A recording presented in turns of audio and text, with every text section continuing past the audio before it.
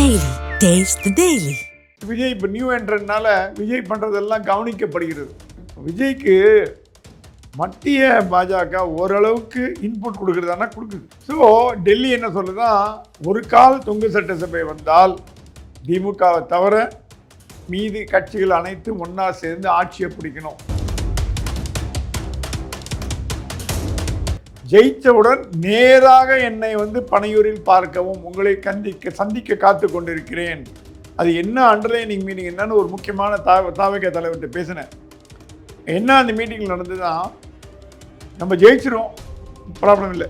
ஒரு கால் தொங்கு சட்டசபை வந்தால்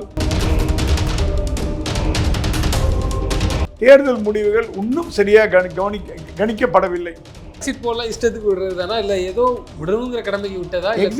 கணிப்பு இல்லாமல் துல்லியமான கணிப்பே கிடையாதுமா. எக்ஸிட் போல் எல்லாம் எக்ஸிட் போல் பர்ஃபெக்ட். இப்போ அவங்க என்ன சொல்கிறாங்க, எங்களுக்கு மாற்றம் வரணுங்க, போதுங்க திராவிட கட்சிங்க அப்படின்ற ஒரு எண்ணத்தோடு இருக்கிறவங்களும் இருக்காங்க. யங்ஸ்டர் என்ன பண்ணுறாங்க, அந்த பேரம்பிள்ளைங்களாம் இப்போ 15 வயசு 17 வயசு அவங்களாம் ஓட்டு கிடையாது. தாத்தா யாருக்கு போட போகிற தெரியுமா, யாருக்கு போடனா, எங்கள் தலைவருக்கு போட்டு வா, விசிலுக்கு குதிட்டு வந்து எங்கிட்ட கை மை காட்டு அப்படின்னு மிரட்டுறாங்களாம் பேர பசங்களாம். எல்லா கட்சிகளுமே தயாராக இருக்குது 4ஆம் தேதிக்கு. ஆனால் எப்படி தயாராக இருக்குன்னா, வெற்றிக்கும் தயாராக இருக்குது, தோல்விக்கும் தயாராக இருக்குது. ஜனங்களோட மேண்டேட் உங்களால் சுனாமி மாதிரி அடிச்சுட்டு போடும். அதே மாதிரி வேவ் இந்த ரிசல்ட்லேயே நடக்கலாம். இந்த இடத்துல நடக்கிறது வாய்ப்பு உண்டு. ஒருவேளை நீங்கள் சொல்ல விஜய் அவர்கள் கூட வர்றதுக்கான வாய்ப்புகளும் உண்டு. அது ஒன்று இல்லை. இப்போ இந்த கருத்து கணிப்பில் பொய்யாக்கி விஜய் நாளைக்கு ஜெயிச்சுட்டாரு வச்சுங்க, இல்லை அவர் ஜெயிச்சது தப்பு, அவருக்கு 50 சீட்டு மேலே கொடுக்க மாட்டேன்னு முடிவு பண்ணுவீங்களா? எப்படி பண்ண முடியும்? மக்கள் தீர்ப்பே மகேசன் தீர்ப்புன்னு அண்ணா அன்றைக்கே சொன்னார். மக்கள் போடுற ஓட்டு தான் ஃபைனல், அதுக்கு மீறி எவனுமே கிடையாது. இந்த தேர்தல் முடிவுகள் கூட்டணி கணக்குகளை மாற்றப்படும். காங்கிரஸ் விஜயோட போகும், விசிகே விஜயோட போகும். அது விஜய் அவர்களால் நடக்கும். விஜய் அவர்களால் நடக்கும். திமுக கிங் மேக்கர் யாரு சார்? கிங் மேக்கர் இப்போ பார்த்து விஜய் தான் நினைக்கிறேன். அப்படி தான் தோணுது எனக்கு. ஐ மே பி ராங். ஏன்னா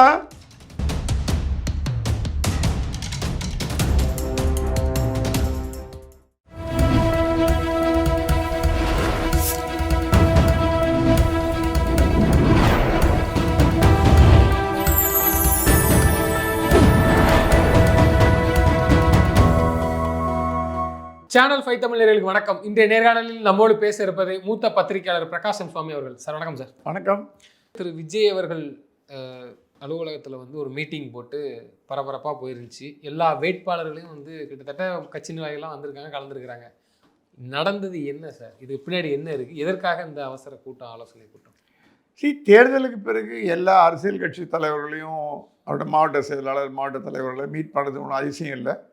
வேட்பாளரில் டிஎம்கேவும் ஸ்டாலின் எல்லோரும் மீட் பண்ணார். ஓகே. மீட் பண்ணி என்ன நடந்தது, உங்கள் தொகுதியில் இருந்தாலும் எப்படி, ஏன்னா அவருக்கு கள நிலவரம் ஓவராலாக இன்டெலிஜென்ஸ்லேருந்து வந்தால் கூட வேட்பாளர் வாயிலாக கேட்குறது அவருக்கு, அவங்க கலைஞர் அப்படி தான் பண்ணுவார். என்னையா ஜெயிப்பா தப்பையா அப்படி கேட்பார். அந்த மாதிரி இல்லை தலைவர் இப்படி கஷ்டமாக இருந்து இது வருது எல்லாம் ஒரு தொகுதியை பற்றியும் கேட்பார், ஜென்ரலாக பேசுவார்.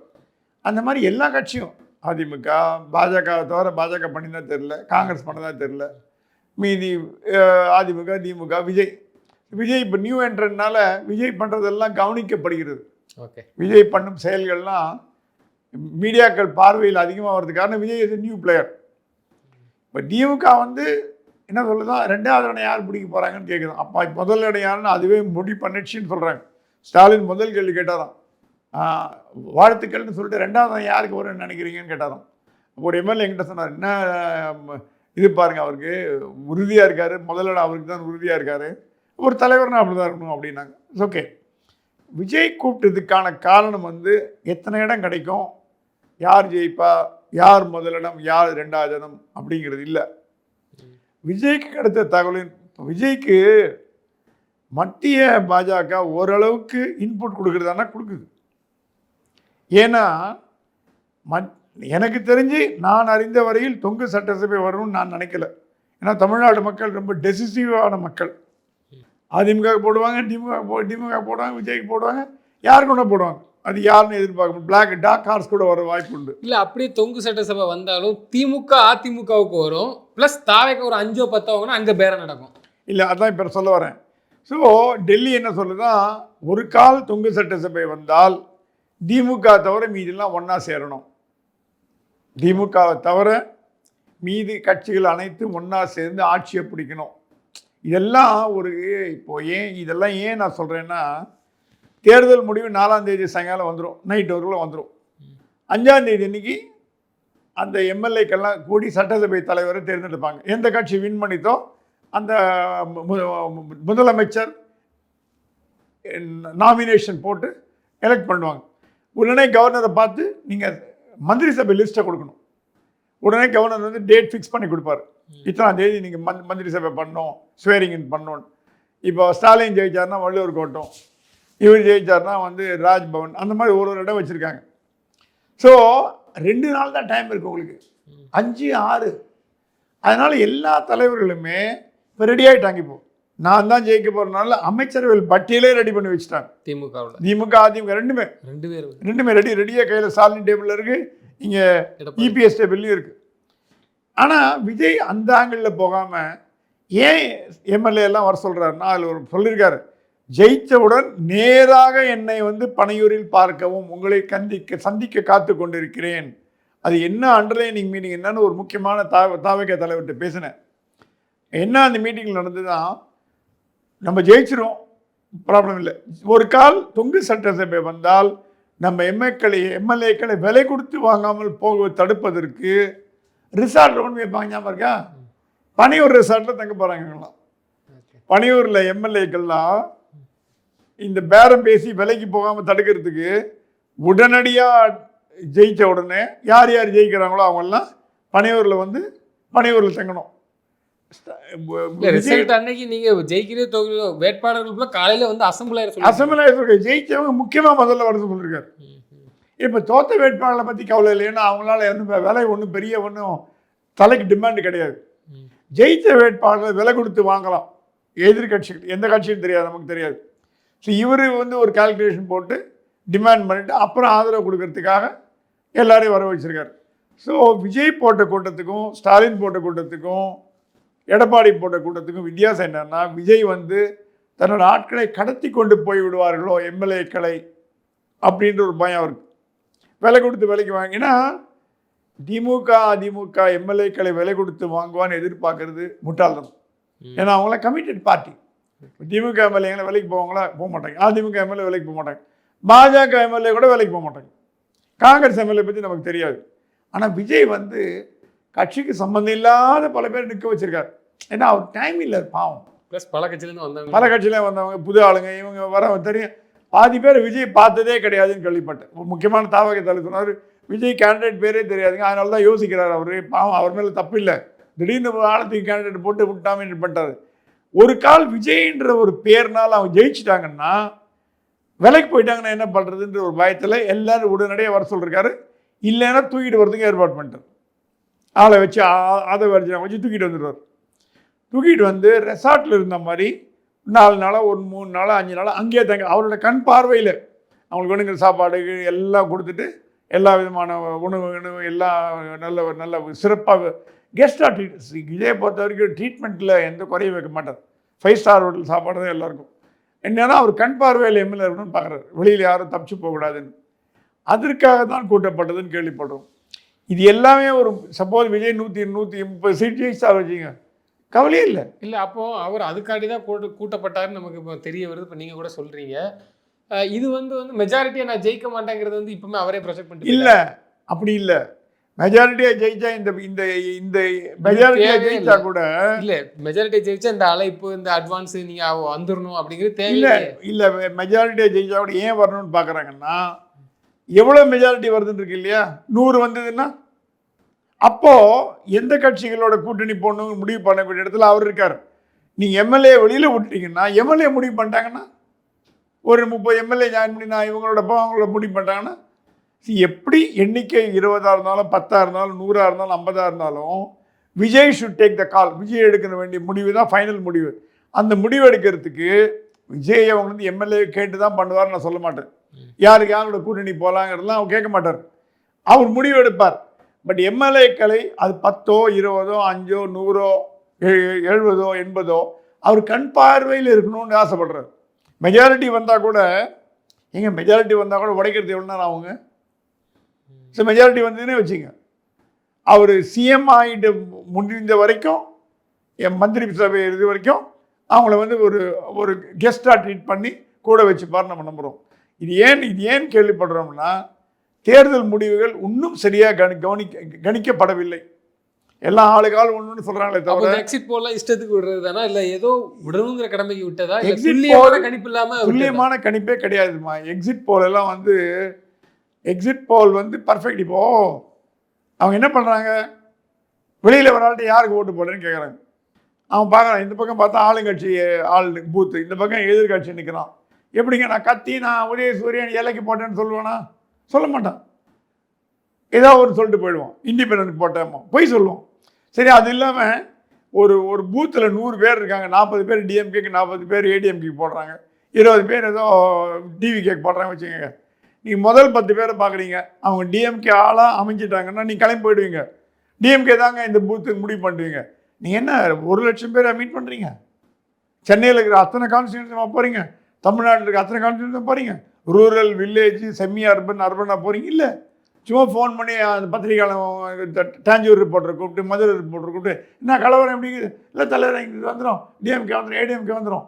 அந்த மாதிரி எக்ஸிட் போல் தான் நீங்கள் வந்து பண்ணுறீங்களே தவிர, ப்ராப்பராக பண்ணணுன்னா மேன் பவர் 50,000 பேர் 20,000 பேர் தேவைப்படும். Correct sir. இப்போ நம்ம இந்த எக்ஸிட் போல இப்போ இப்படி எடுத்துக்கலாமா? ஏன்னா பல பேர் வந்து சொல்லாமலேயே இந்த ரவுண்டு வந்து திரு விஜய் அவர்களுக்கு வாக்களிச்சிருக்காங்க. பசங்க சொல்லியோ, இல்லை எங்கள் வீட்டுக்கு பிள்ளைங்க ஆசைப்படுதோ, இல்லை பெரியவங்களோ மாற்றத்துக்காண்ட இருக்குது.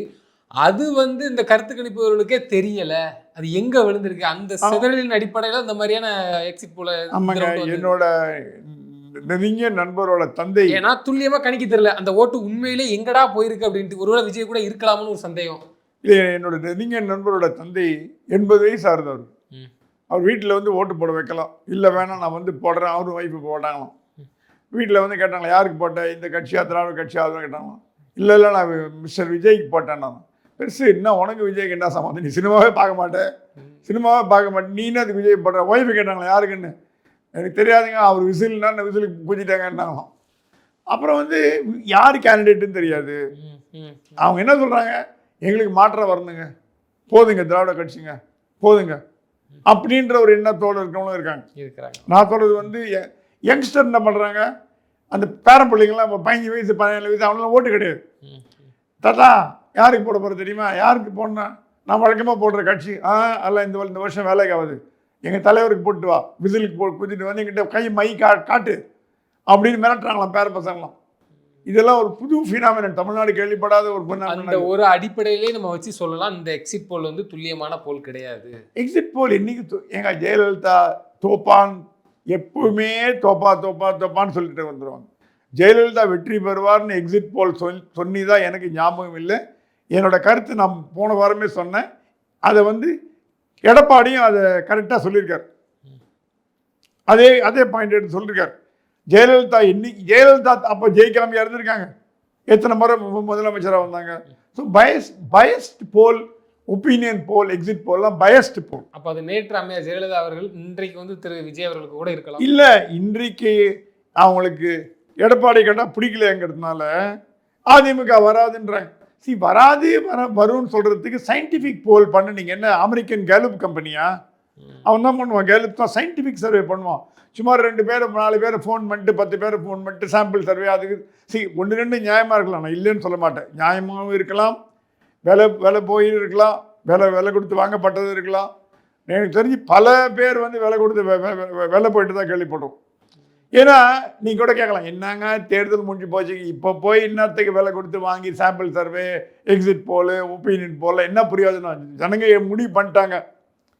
மக்கள் மனநிலை இப்போ என்னன்னா, ஒரு முக்கியமான அதிமுக ஒருத்தர்கிட்ட பேசினார். ஏன்னா என்னங்க எக்ஸிட் போல் நீங்கள் வரலன்னா இப்போ ஏன் கத்துறீங்க? நீங்கள் வரப்போறீங்கல்ல, வந்தால் எக்ஸிட் போல் பொய்யா போகுது, ஏன் கவலைப்படுறீங்கன்னு. சார் நீங்கள் ஒன்று புரிஞ்சிக்க மாட்டேன்றீங்க சார்.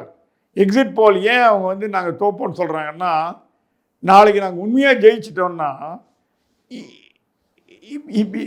இவிஎம் மிஷினில் தப்பு அப்படின்னு ஒரு ஆர்குமெண்ட்டை கிரியேட் பண்ணோம். இப்போ 2-3 பேர் ஆரம்பிச்சிட்டாங்க. அந்த எலக்ட்ரானிக் மிஷினில் வந்து ஃப்ராட் பண்ணலாம், மேல்பே 1000 தடவை சொல்லியாச்சு எலெக்ஷன் கமிஷன்.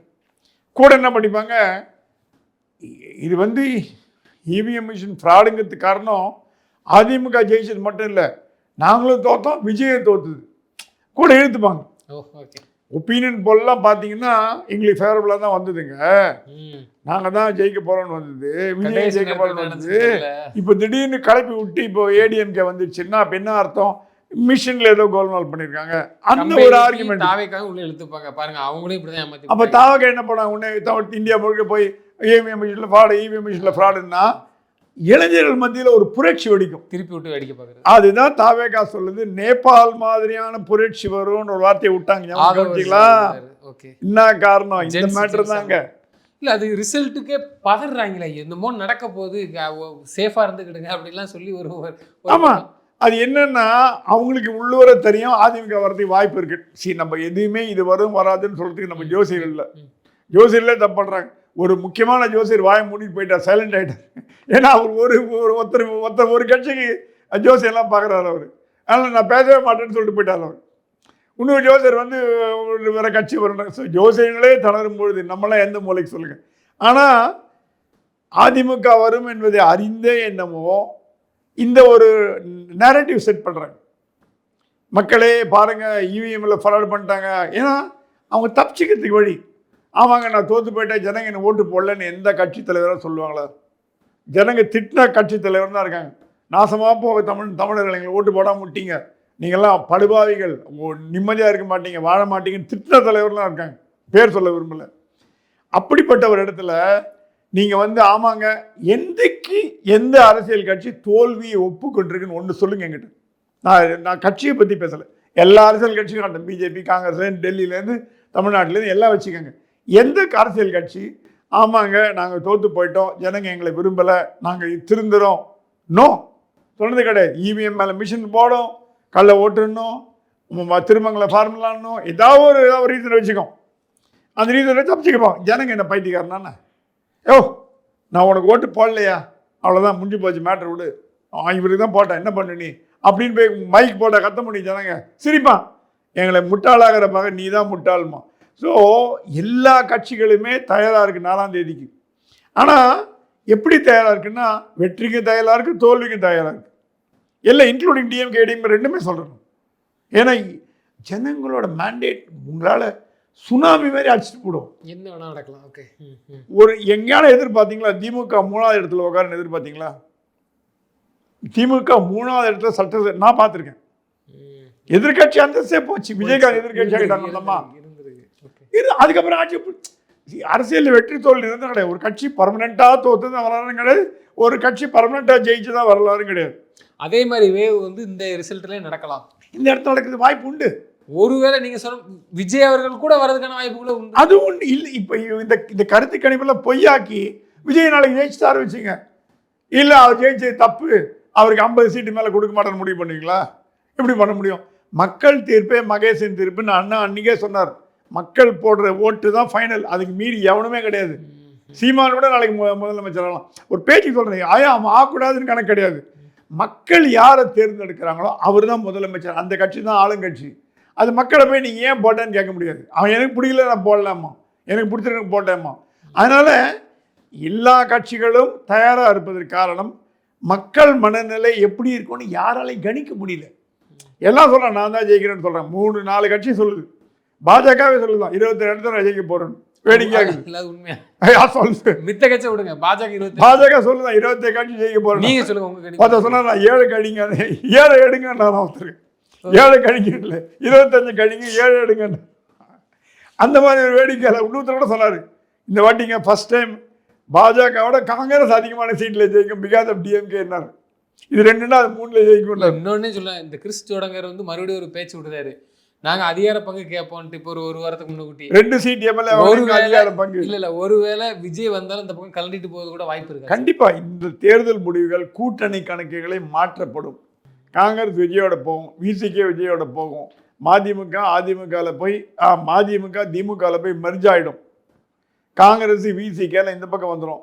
திமுக கூட கம்யூனிஸ்ட் மட்டும்தான் இருக்கும், மதிமுக ஜாயின் பண்ணிடும்.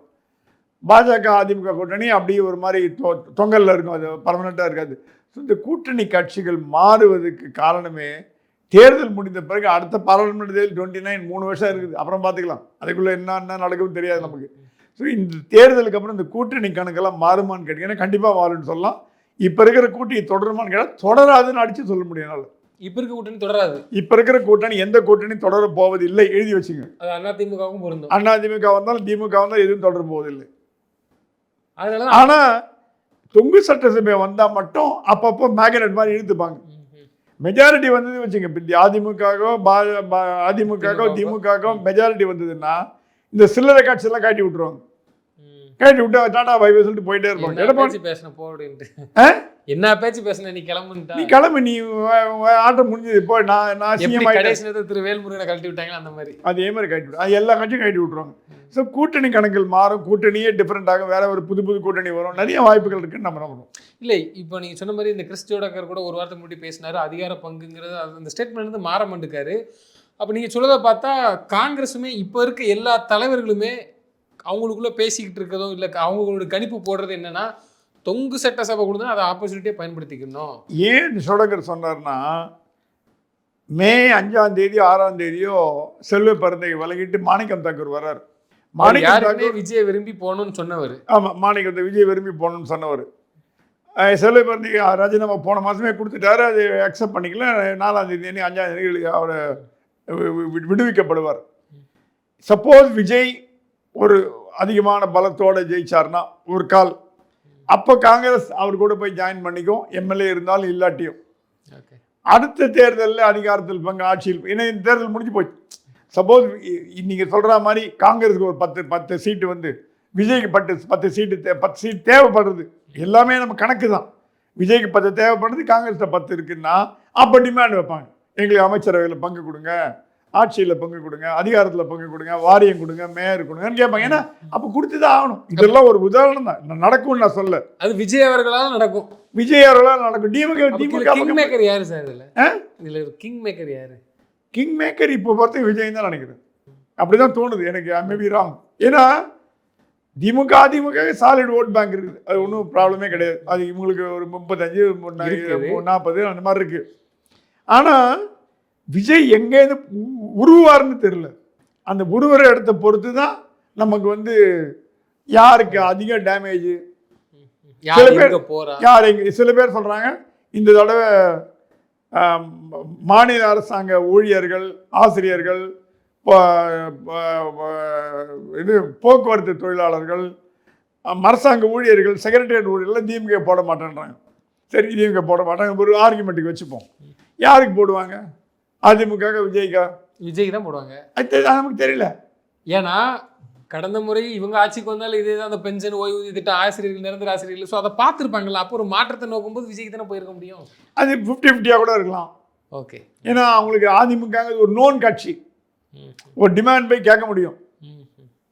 அண்ட் எப்பவுமே அதிமுக வந்து இப்போது ஸ்டேட் கவர்மெண்ட் எம்ப்ளாயீஸ் எல்லாம் பார்த்தீங்கன்னா, மாநில அரசாங்க ஊழியர்கள் அத்தனை பேருமே 90% திமுக காரங்க தான் இருப்பாங்க. ஏன்னா அவங்க ஆட்சியில் இருக்கும்போது கலைஞர் போட்ட எம்ப்ளாயீஸ் தான் இப்போ 50-60 வயசு வரைக்கும் வந்திருக்காங்க. அதிமுக ஆட்சியில் இருக்கும்போது நிறைய பேர் எம்ப்ளாயி போடல. ஸோ பொதுவான கருத்து என்னன்னா, மாநில அரசாங்கத்தின் ஊழியர்கள் திமுக அனுதாபிகள் அப்படின்ற ஒரு பேர் தான் இருக்கு. பொதுவான கருத்து, அது உண்மையாக இருக்கலாம், பொய்யா இருக்கலாம்.